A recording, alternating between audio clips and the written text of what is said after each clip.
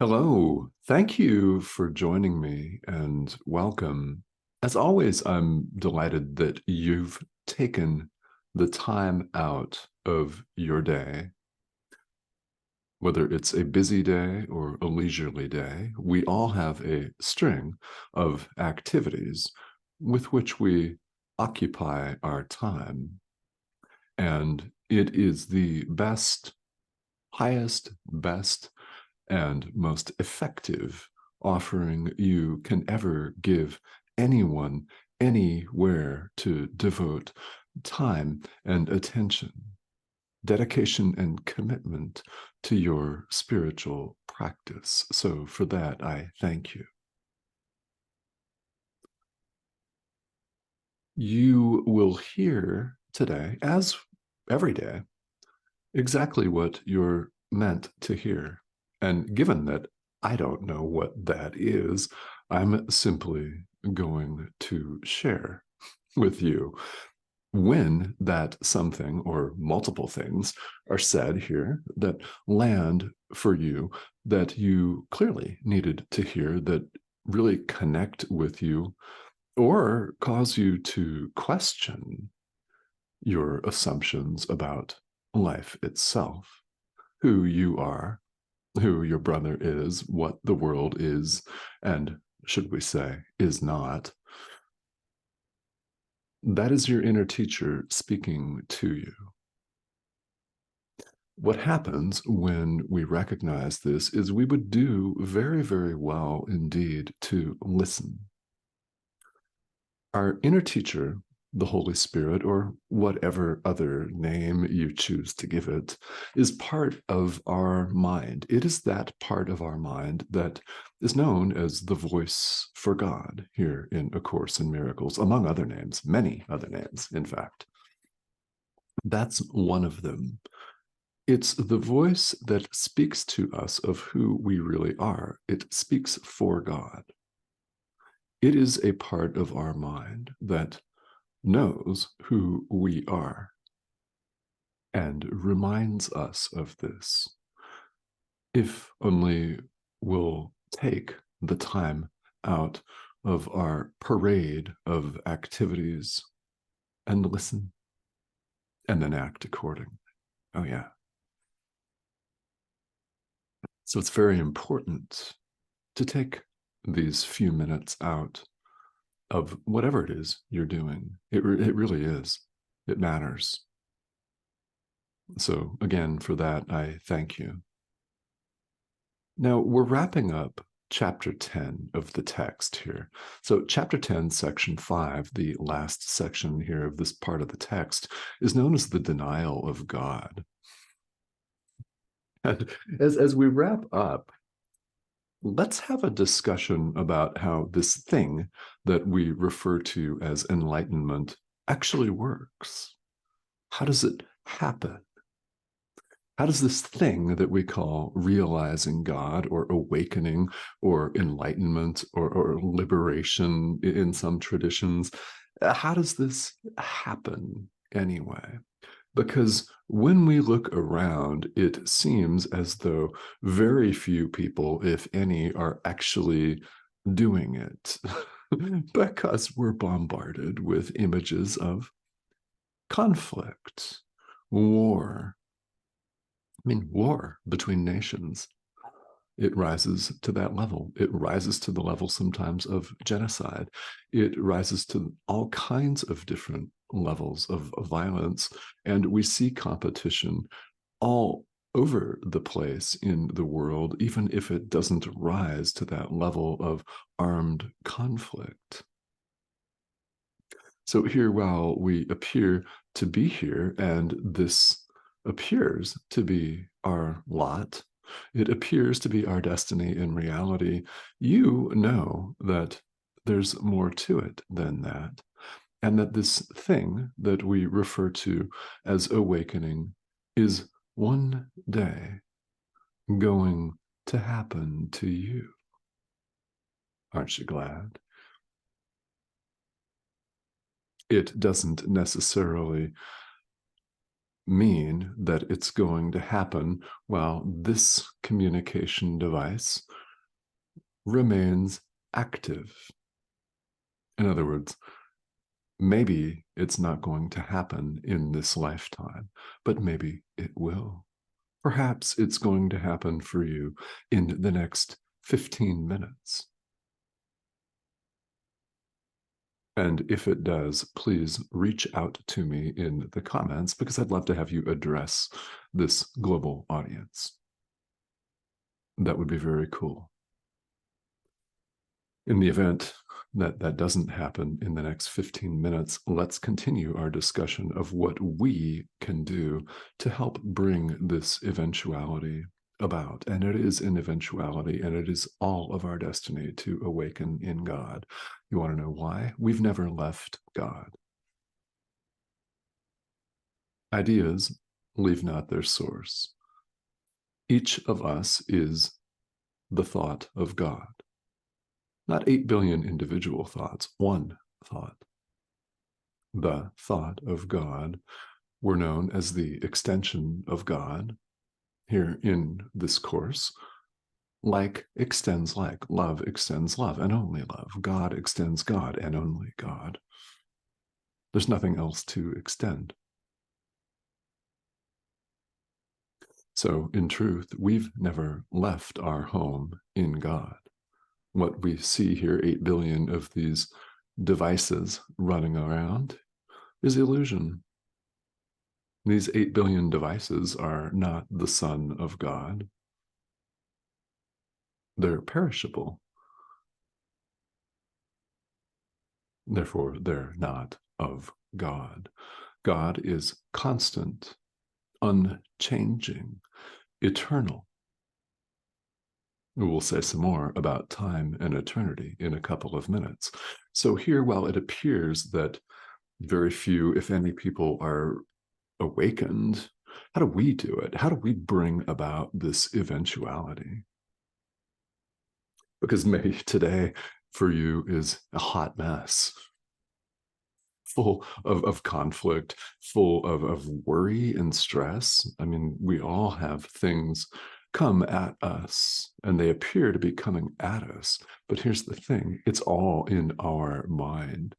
So when we learn to see it for what it is, we can effectively deal with it and release it, forgive and release. All of this that appears to be coming at you is not coming at you from out there. There is nothing out there. There is nothing outside you. An idea worth repeating often, because it's one of those ideas that we're not necessarily conditioned and raised to believe in. But my parents never said that to me. No fault of theirs, of course. Right? We're not raised to think that way. And if you were, fantastic. That's quite rare. Here, we think the physical body is us and it constitutes our lives.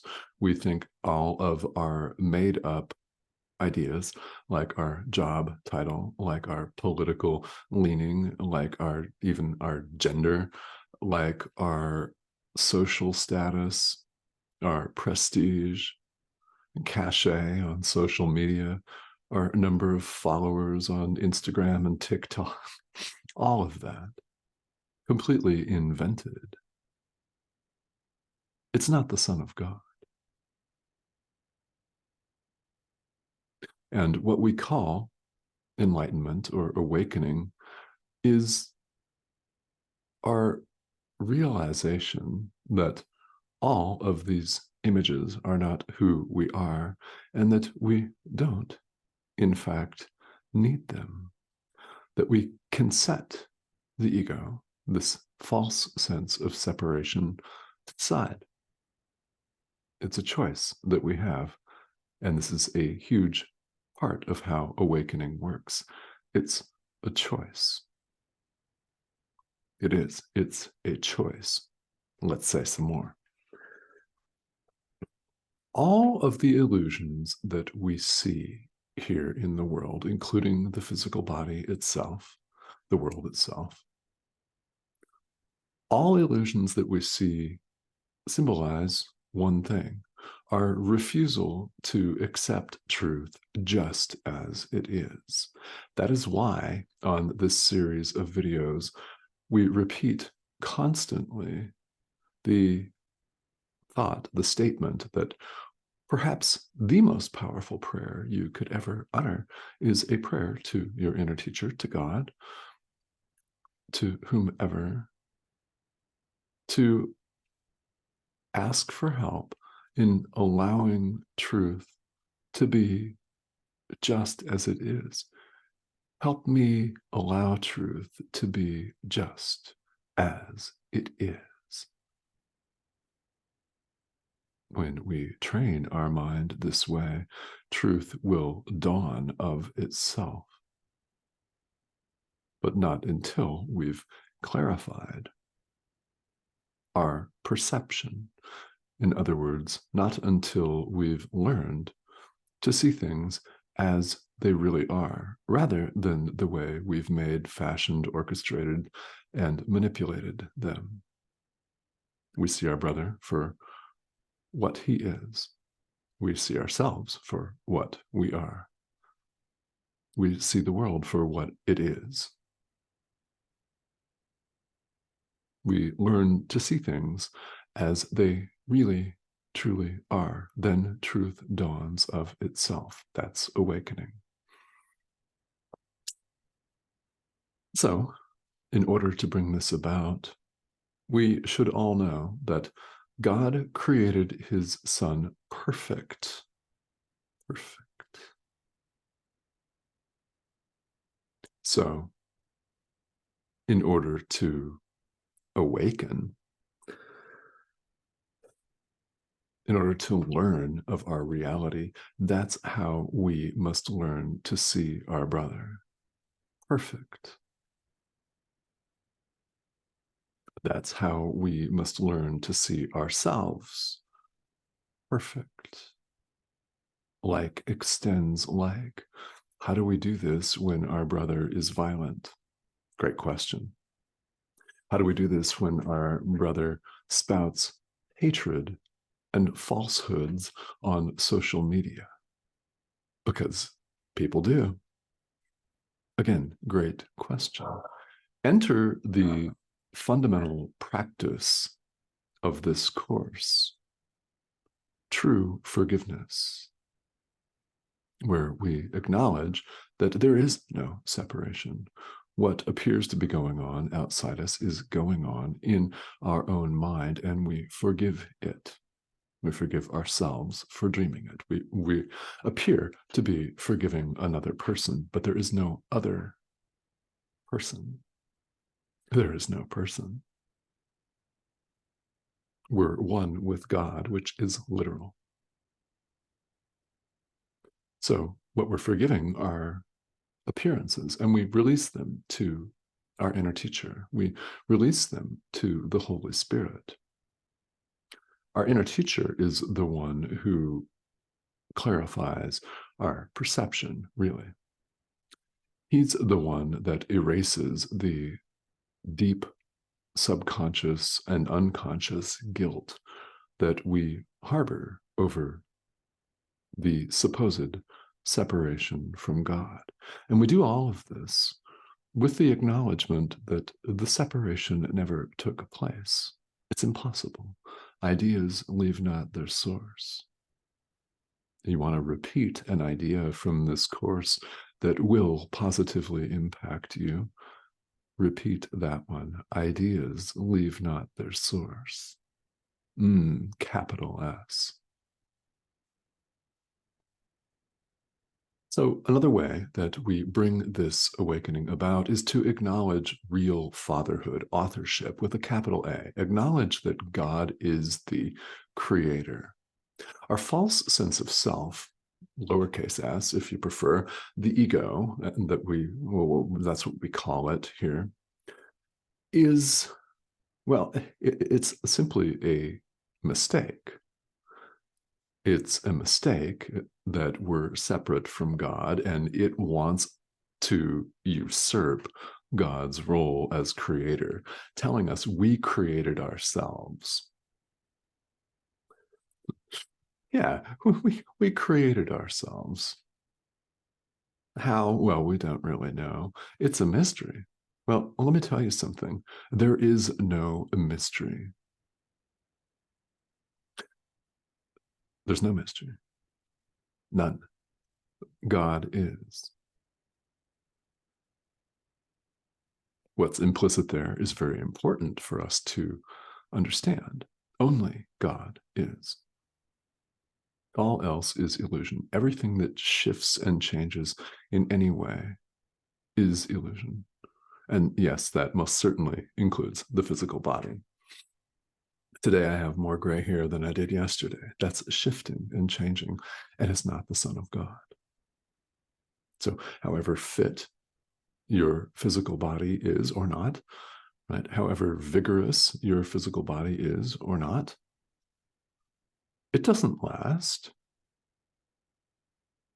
does it? Most of us have 80 to 90 calendar years if we're lucky, and it could certainly be significantly less than that, which we all know. It's not the Son of God.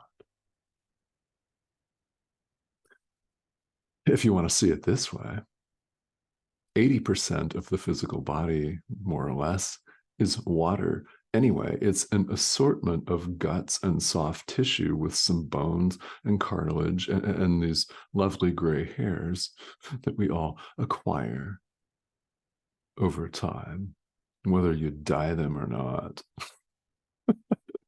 Right? It's finite. And there's nothing precious about 80% water and some bones and a sack of guts. It's not the Son of God. So what do we do with it? Give it over to the Holy Spirit. Give it over to your inner teacher, this part of your mind that speaks for God, and let this part of your mind run the show and direct it to extend love to the Son of God, to forgive and to forgive again and extend love and give love to the Son of God and learn to see your brother as he really is.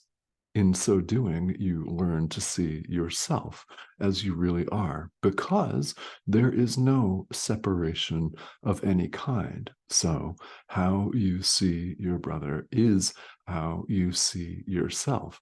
Enter the need and the importance of true forgiveness, because it is true. It is true, and we don't necessarily want to believe that it is true, but it is. If we see our brother as a raging idiot, unintelligent, scum, so we see ourselves. If, however, we learn and choose to see our brother as the Son of God, perfect, healed, and whole, and one with our Creator, boom, so we see ourselves.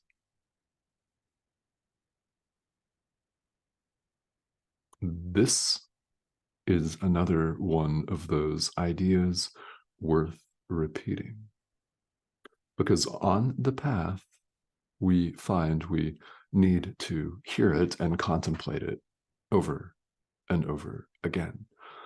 Because today may simply be the day where a light comes on for you, where you get it.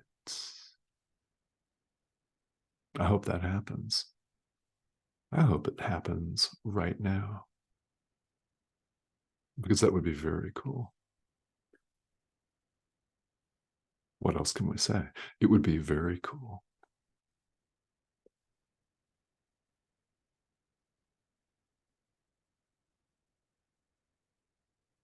So the ultimate paragraph here, paragraph 14, tells us some very real things that are worth mentioning here.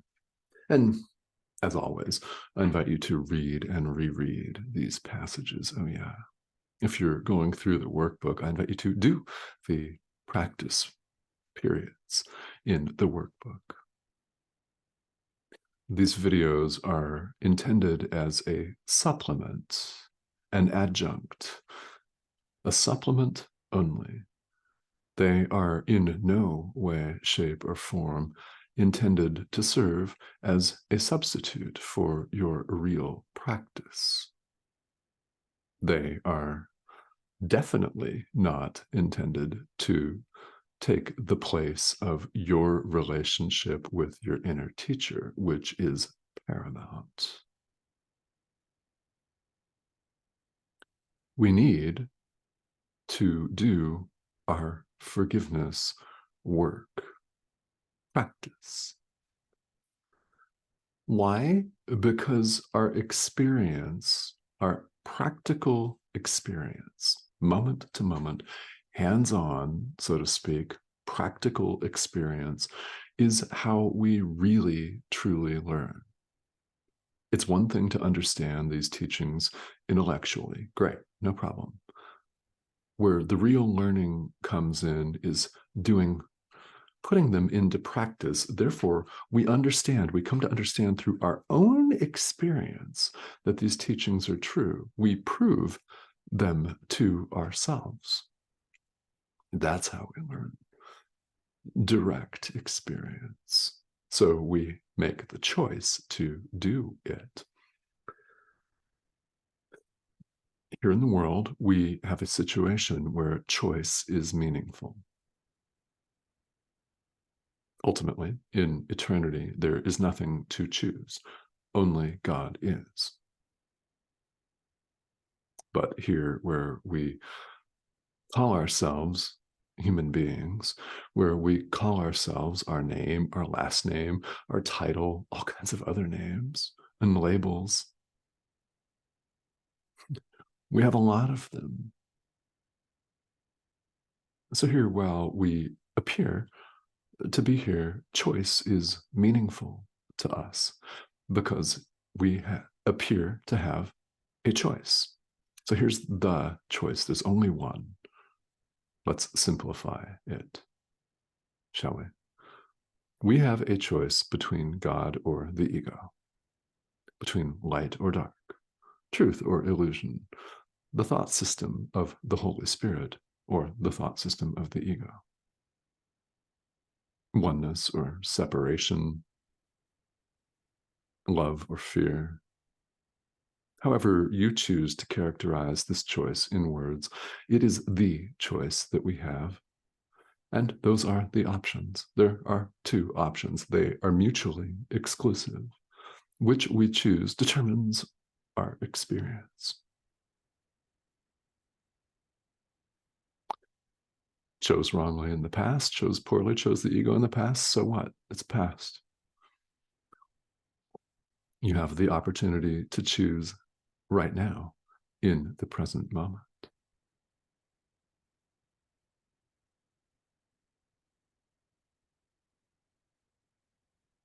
So in eternity, in truth,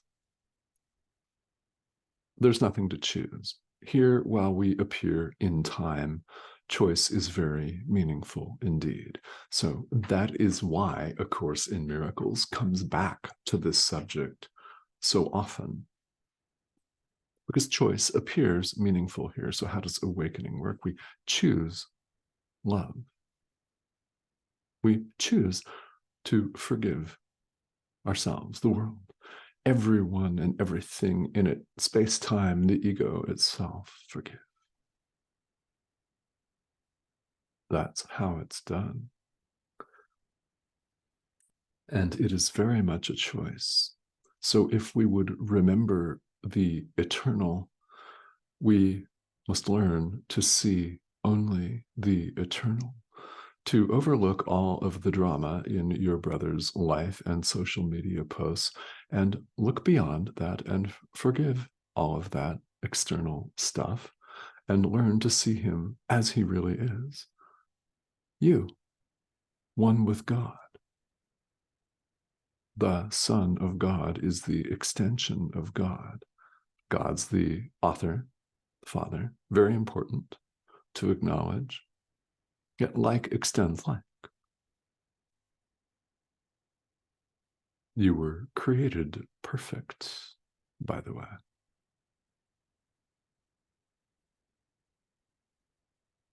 Remember that from a few minutes ago. So, in order to remember the eternal, we must learn to see the eternal. How do we remember to do this? We do it under the guidance of our inner teacher, and we appeal to our inner teacher, this part of our mind, for guidance, support. That's what we do. Now, our choice here is determined by what we value.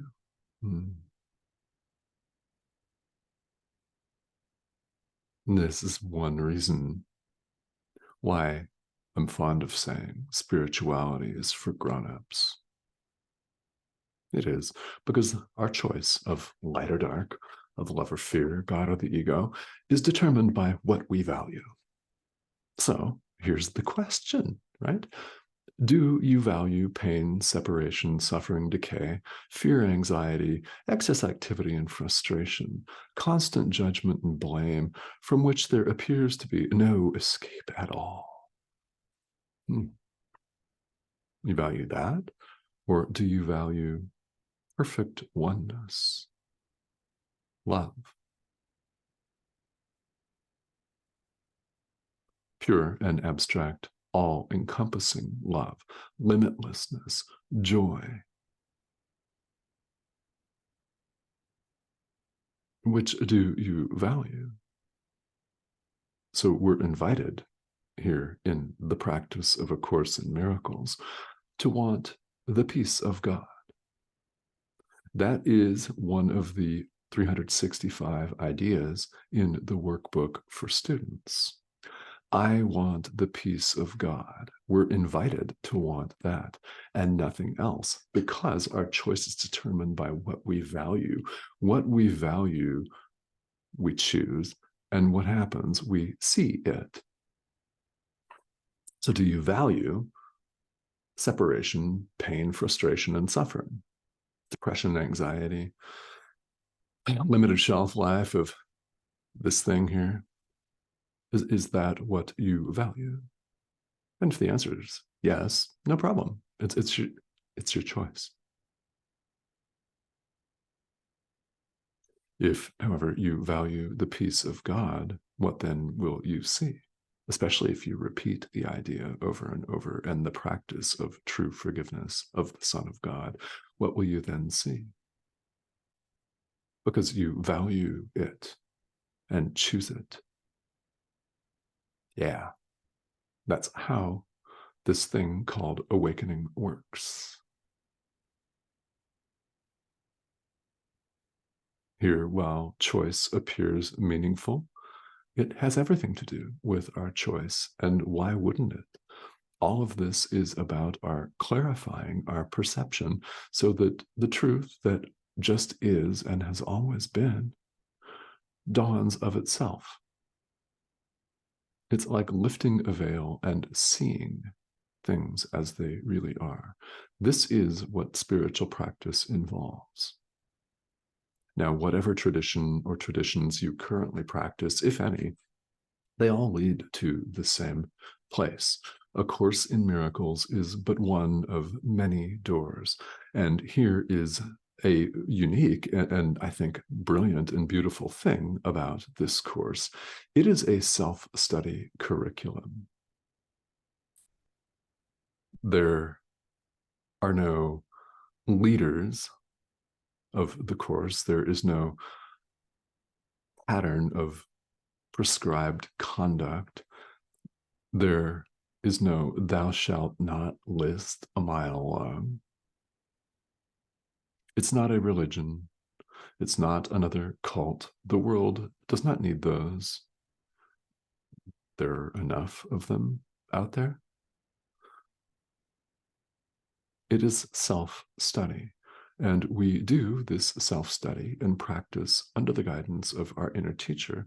And we're invited to contemplate these ideas repeatedly, over and over, as many times as it takes for us to become inspired to put them into practice. Because that is where we really learn.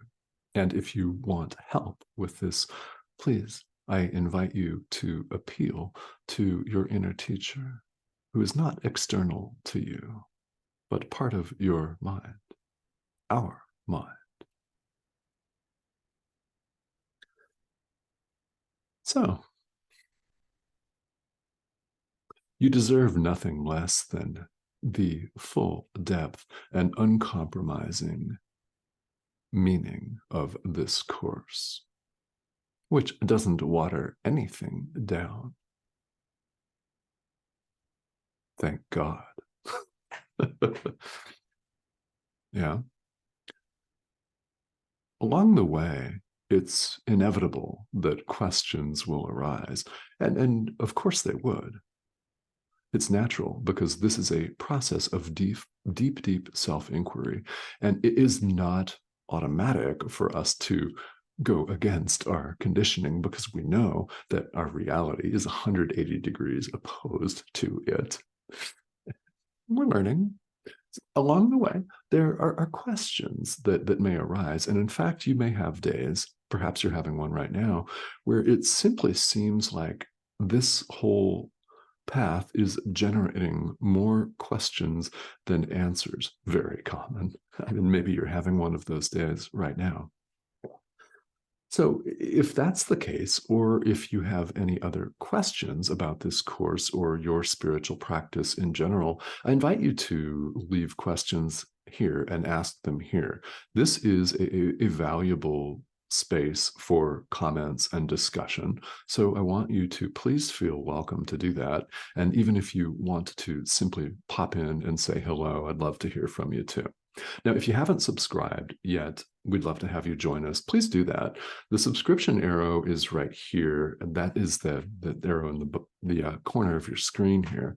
When you click or hover over that, you'll be prompted to subscribe and join us. Please do that. And thank you to all of you who have recently subscribed. There have been a number of you. What you'll get is nothing less than the message of this course itself. When something lands for you, know that it is your inner teacher speaking to you. There are several videos that appear each week for consistency's sake, because it's very important in our spiritual practice, and because we've just concluded chapter 10 out of 31 of the text of A Course in Miracles, which means there's a lot more to say. All right, so thank you as always for tuning in and for joining me. We'll see you soon.